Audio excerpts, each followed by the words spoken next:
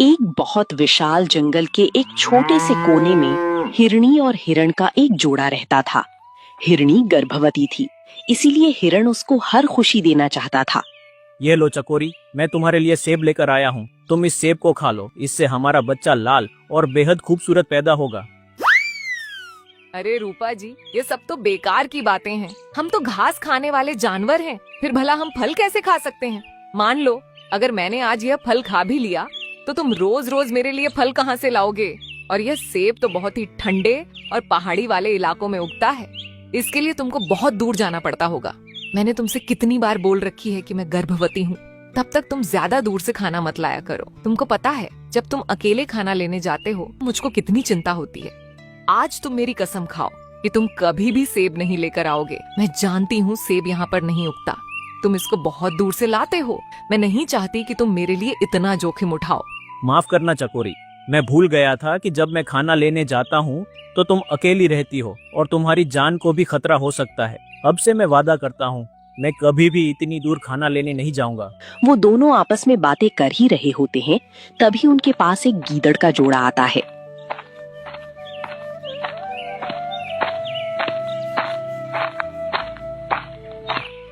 माफ करना, हम बहुत दूर से पैदल चलकर आए हैं। हमारे जंगल में अकाल पड़ गया है, वहाँ पर कुछ भी खाने के लिए नहीं बचा है। क्या हम तुम्हारे पास अपना नया घर बना सकते हैं? देखो, मैं बिना छानबीन के किसी को भी अपने जंगल में घर बनाने की इजाजत नहीं दे सकता। पहले तुम मुझको यह बताओ, तुम्हारा कौन सा जंगल है और तुम दोनों का नाम क्या है, तभी मैं तुमको यहाँ पर घर बनाने दूंगा। तुम्हारी बात बिल्कुल सही है हिरन भाई, हम दोनों लोनार के जंगल से आए हैं। तुम चाहो तो पता कर लो, वहाँ पर बहुत भयंकर सूखा पड़ा है। वहाँ के जानवर एक एक दाने और पानी की एक एक बूंद के लिए तरस रहे हैं। मेरा नाम भोला राम है और ये मेरी पत्नी है भोली।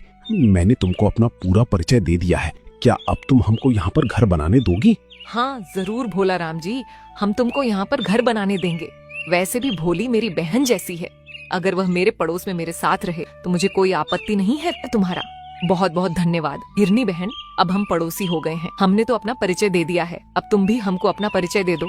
हाँ जरूर, मेरा नाम है चकोरी और यह मेरे पति है, जिनको मैं प्यार से रूपा कहकर बुलाती हूँ। रूपा और चकोरी सच में बहुत अच्छा नाम है। और मैं तुमको एक और खुशखबरी देना चाहता हूँ, चकोरी माँ बनने वाली है। बस कुछ दिनों में हमारे आंगन में एक हंसता खेलता नन्हा सा मुन्ना आएगा। अरे वाह, ये तो बहुत खुशी की बात है। लगे हाथ मैं भी तुमको एक खुशखबरी देना चाहता हूँ। मेरी जो भोली है वो भी पेट से है, कुछ ही दिनों में वो भी माँ बन जाएगी। अरे वाह, ये तो बहुत खुशी की बात है। अब से हम चारों मिलकर खुशी से इस जंगल में रहेंगे और तुम अब से इस जंगल को अपना जंगल ही समझना। भोला राम गीदड़ और रूपा हिरण अब खाना लेने जाते। भोली और चकोरी घर पर उनका इंतजार करती। उनके दिन बड़े आराम से कट रहे थे, तभी उनके जंगल में एक खूंखार लकड़बग्घा आता है।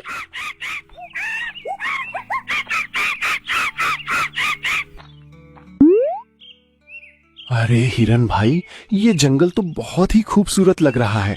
क्या मैं तुम्हारे इस जंगल में घर बनाकर रह सकता हूँ? अरे भाई, क्या बात हो गई? आजकल बहुत सारे जानवर दूसरे जंगल से आकर हमारे जंगल में बस रहे हैं। क्या सभी जंगलों में अकाल पड़ गया है? हाँ, मेरे जंगल में सच में अकाल पड़ गया है। पर तुमको कैसे पता चला कि बाकी के जंगलों में भी अकाल पड़ गया है?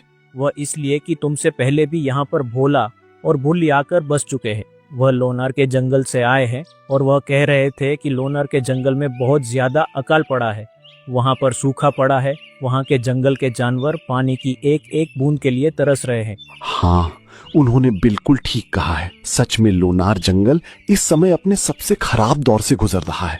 मैं भी लोनार को छोड़कर ही आ रहा हूँ। वहाँ अब न खाने को बचा है, ना ही पीने को। अगर तुम मुझको अपने आसपास घर बनाकर रहने दो तो तुम्हारा बहुत एहसान होगा मुझ पर। अजी, मैंने तो सुना है कि लकड़बग्घा बहुत ही खूंखार होते हैं और इनमें इतनी ताकत होती है कि जंगल का राजा शेर भी इनसे झगड़ा मोल नहीं लेना चाहता। फिर भला इतने खूंखार जानवर को हम अपने पड़ोस में कैसे रहने दे सकते हैं? अगर किसी दिन इस लकड़बग्घे की नीयत खराब हो गई और इसने हमारे बच्चों पर हमला कर दिया तो ऐसे अजनबी का क्या भरोसा। देखो, मैं एक सीधा साधा और शाकाहारी लकड़बग्घा हूँ।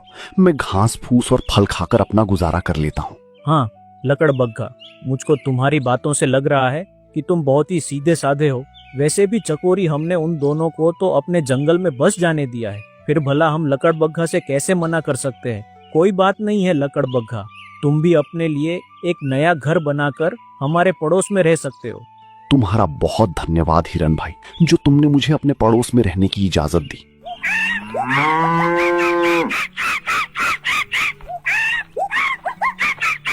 अब लकड़बग्घा भी अपना एक छोटा सा घर बनाकर हिरनी और हिरण के पड़ोस में रहने लगा।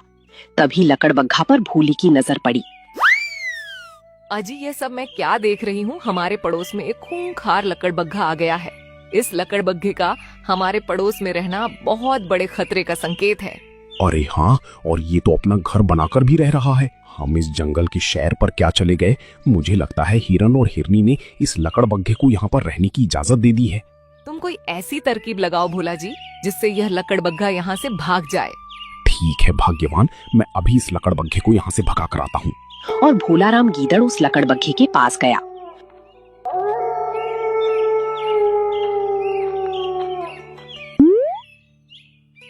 अरे कौन हो तुम, और इस जंगल में मेरी इजाजत के बिना कैसे रह रहे हो? तुमने यहाँ पर घर बनाया, क्या तुमने मुझसे पूछा? अरे भोला भाई, क्यों तुम मेरे साथ मजाक करते हो? तुम तो जानते हो कि हम दोनों एक ही जंगल से आए हैं, फिर भला मुझको तुमसे इजाजत लेने की क्या जरूरत है? जो इस जंगल में पहले से बसा हुआ है, मैंने उसको पूछकर ये अपना घर बनाया है, और उसने मुझे यहाँ पर रहने की इजाजत भी दे दी है। इसलिए मुझे तुमसे नई इजाजत लेने की आवश्यकता नहीं है। वो सब मैं नहीं जानता। मैं तुमसे इस जंगल में बहुत पहले आया था, इसलिए तुमको यहाँ पर रहना है तो तुमको मुझसे इजाजत लेनी होगी, वरना मैं तुम्हारा घर तोड़ दूंगा।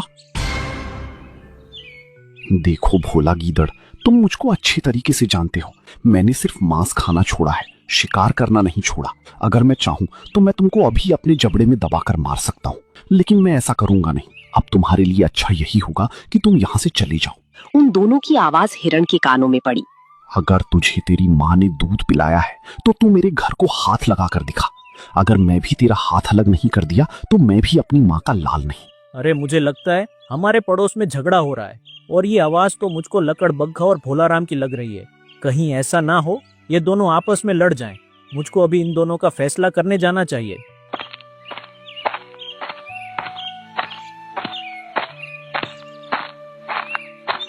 हिरण उन दोनों के पास पहुंचा। अरे क्या बात हो गई? तुम दोनों इतनी जोर शोर से क्यों लड़ रहे हो?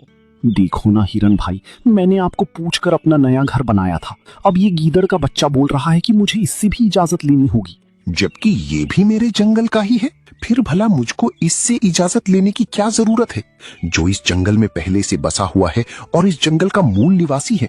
मैंने उससे इजाजत ले ली है, फिर भला कल परसों आई हुई इस गीदड़ से मुझे इजाजत लेने की क्या आवश्यकता है? मैं भले कल परसों आया हूँ, लेकिन तुमको मुझसे इजाजत लेनी होगी। देखो भोला, इसको तुमसे इजाजत लेने की कोई आवश्यकता नहीं है। ये मत भूलो कि तुम इस जंगल के मूल निवासी नहीं हो। जिस प्रकार से तुम दुख में अपना जंगल छोड़कर आए थे, उसी प्रकार यह लकड़बग्घा भी अपना जंगल छोड़कर आया है, और इसको यहाँ पर रहने की इजाजत मैंने दी है। इसलिए इसको तुमसे इजाजत लेने की कोई आवश्यकता नहीं है।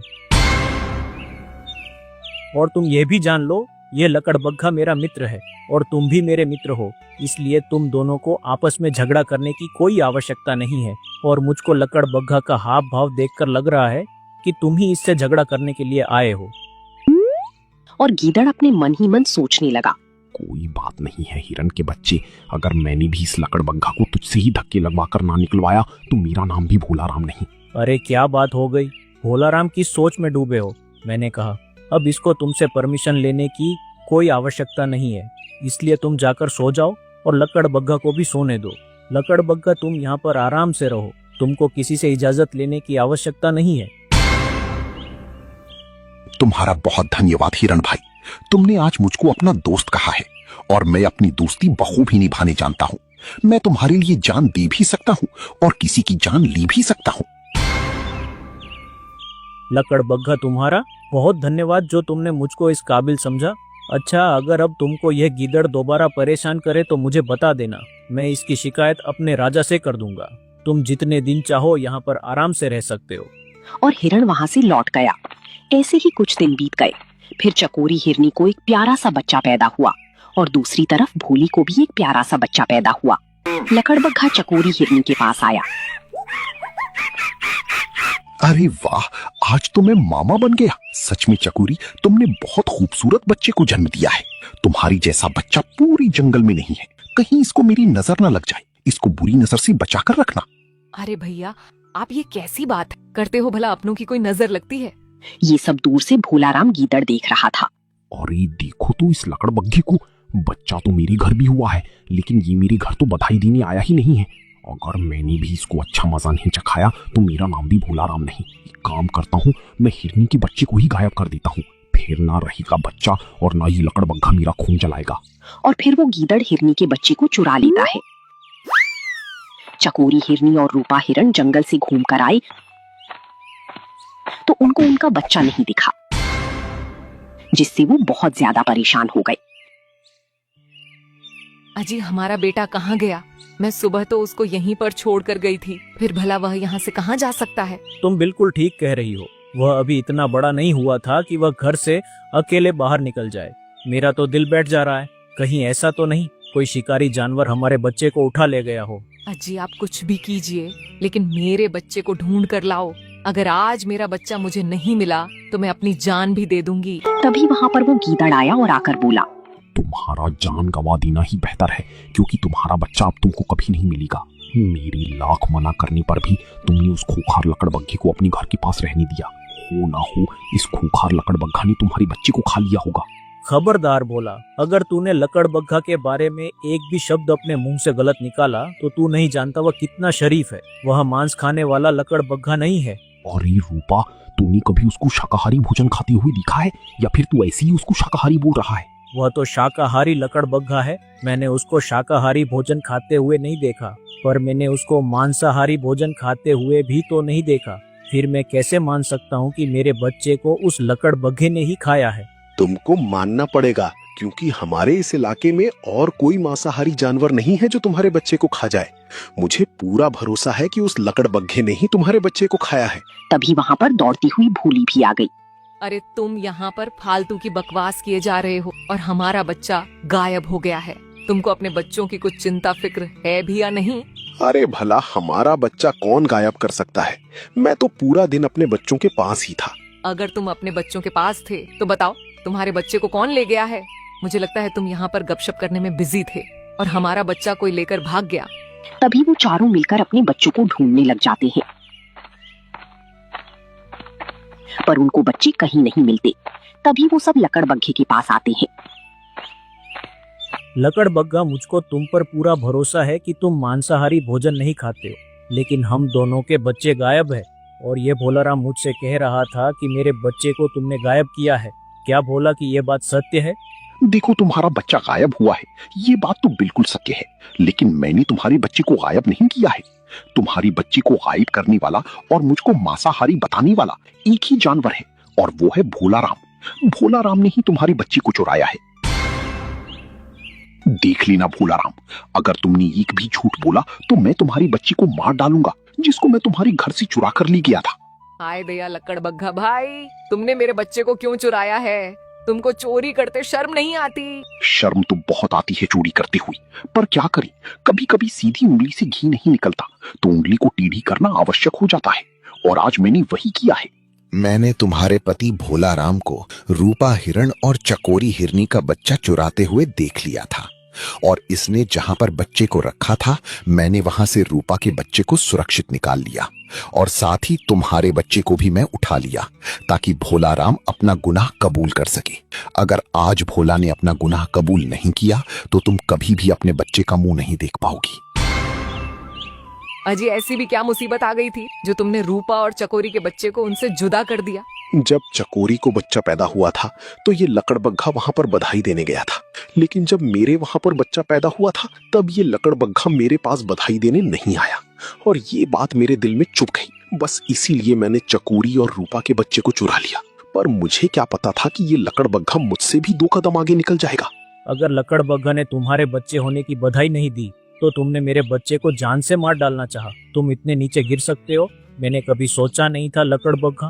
भाई, मैं तुमसे विनती करके कहता हूँ, तुम इसके बच्चे को भी सही सलामत लौटा दो, और मेरे बच्चे को भी, चकोरी जिसको तुम मुंह बोली बहन बोलते हो, उसको उसका बच्चा सही सलामत लौटा दो। तुमने मुझको दोस्त कहा है, उस दोस्ती का फर्ज नहीं निभाओगे? फर्ज तो मैं बहुत पहले ही निभा चुका हूं रूपा। तुम नहीं जानती, अगर आज मैं नहीं होता तो ये गीदड़ तुम्हारे बच्चे को खा गया होता। तुम दोनों के बच्चे मेरे पास सुरक्षित हैं, मेरे घर में। मैं उनको अभी तुम्हारे पास लेकर आता हूं। और रूपा हिरण, मैं दोस्ती बखूबी निभाना जानता हूं, तभी तो मैंने इस दुष्ट से तुम्हारे बच्चे को बचा लिया। और लकड़बग्घा अपने घर जाकर उन दोनों बच्चों को अपने साथ ले आता है।